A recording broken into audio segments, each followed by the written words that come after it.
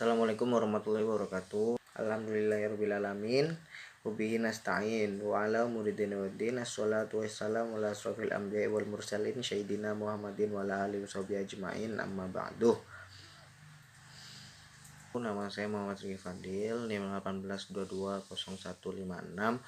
Saya akan menjelaskan kaidah-kaidah yang pertama, yaitu kullu ma yasih ta'bidahu min uqudil muawidati fala yasih tauqituhu, yang artinya setiap akad muawadah yang sah diberlakukan selamanya maka tidak sah diberlakukan sementara.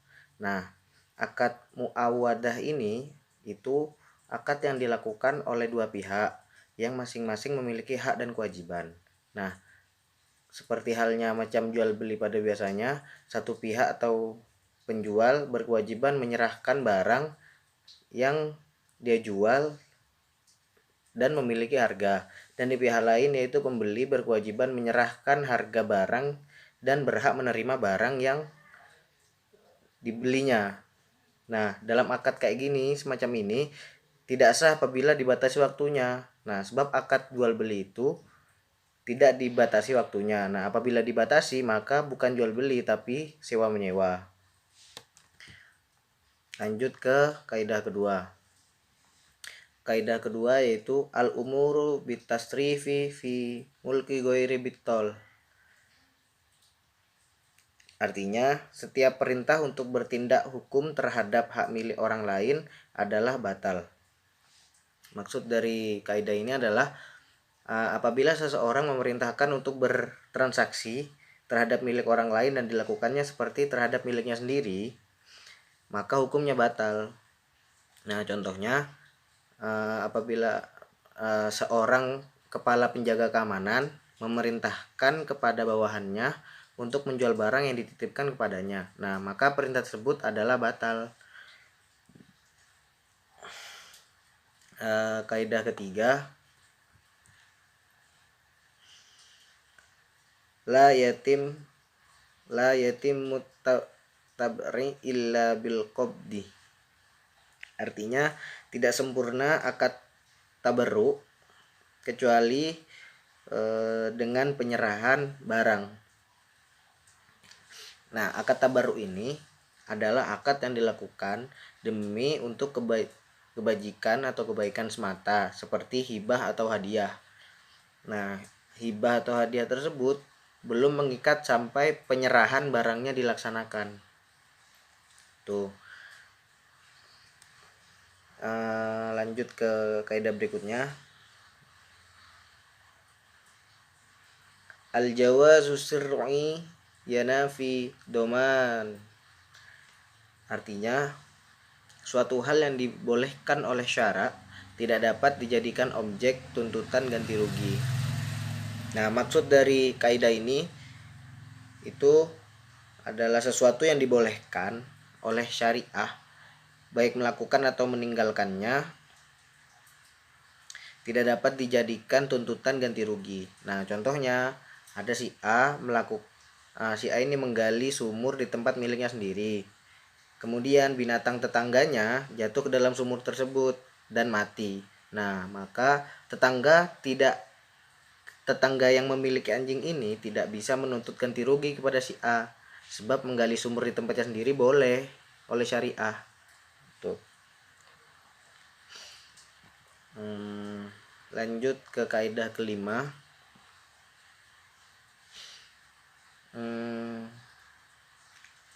La yanza'u syai'in min yad ahadu illa bihaqqin tsabit.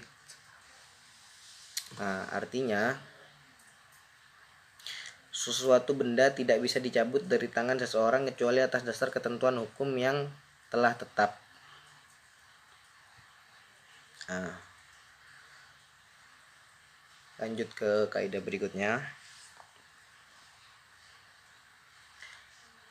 Kullu qabulu jaiz ayyakuna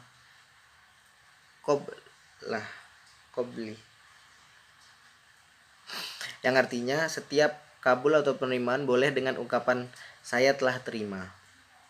Nah, sesungguhnya berdasarkan kaidah ini adalah sah dalam setiap akad jual beli, sewa menyewa dan lain-lainnya. Jadi ada akad jual beli, sewa menyewa dan lain-lainnya itu sah. Akad untuk menyebut qabiltu atau saya telah terima qabiltu dengan tidak mengulangi rincian dari ijab. Rincian ijab itu kayak seperti jual barang, misalkan saya terima barangnya handphone seharga ini dengan harga sekian, berat sekian, dibayar tunai. Nah, itu tidak perlu cukup dengan kata qabiltu atau saya terima. Nah,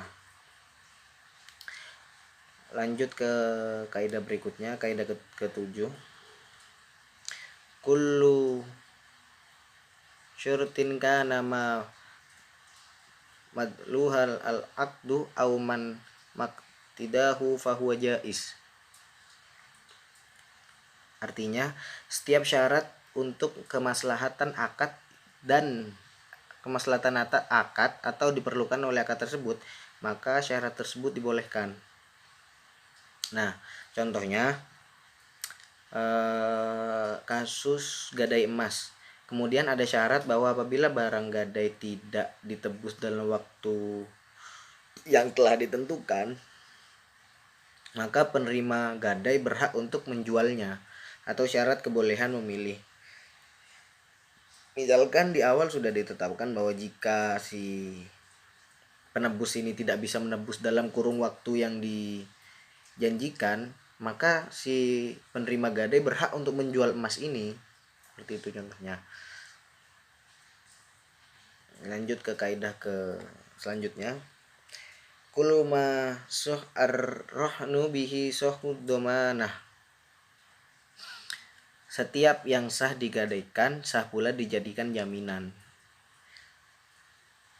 Nah, tadi kaidah yang ini dengan kaidah yang sebelumnya ini sering disebut sebagai dobit, karena merupakan bab tertentu dalam satu bidang hukum tertentu.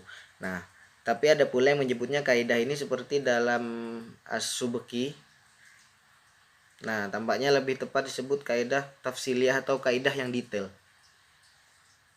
Tuh. Nah, kaidah selanjutnya, ma jaza bai'uhu jaza rohnuhu. Apa yang boleh dijual boleh juga digadaikan. Nah, sudah barang tentu ada kekecualiannya, seperti manfaat barang boleh disewakan tapi tidak boleh digadaikan karena tidak bisa diserah terimakan. Jadi apapun yang boleh dijual boleh juga digadai. Tuh. Dan kaidah yang terakhir adalah kullu qardun jarru manfaatu fahuwa riba. Setiap pinjaman dengan menarik manfaat adalah sama dengan riba. Jadi pinjaman yang menarik manfaat dari kreditornya atau yang meminjamkan itu sama dengan riba. Nah, maksud dari setiap peminjaman yang dipersyaratkan pada satu hal yang akan mendatangkan kemanfaatan bagi pemberi hutang atau pemberi pinjaman, maka itu adalah riba. Nah, bila ada orang yang melakukan hal itu, maka akad hutangnya itu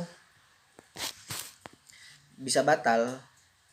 Nah, bila akadnya itu dilaksanakan dengan sistem yang seperti itu, memberikan manfaat hanya kepada si kreditor atau si peminjam, maka batal. Dan bila persyaratan itu terjadi ketika proses pinjaman, maka ya batal. Nah, sekian dari saya. Wabillahi taufiq wal hidayah. Wassalamualaikum warahmatullahi wabarakatuh.